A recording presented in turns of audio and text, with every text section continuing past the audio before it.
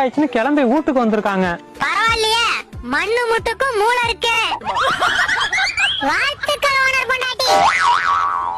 அப்படி என்ன மருந்தடி குடுக்க சொன்ன? வெடி மருந்து.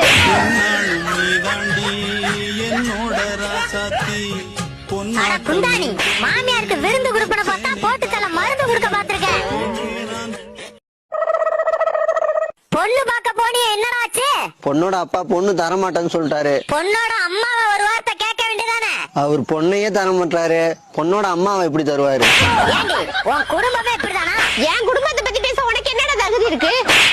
டயா BA BCom MA MCom என்னடி இது எழுதி வச்சிருக்க? நீ தானே டிகிரி காஃபி கேட்ட?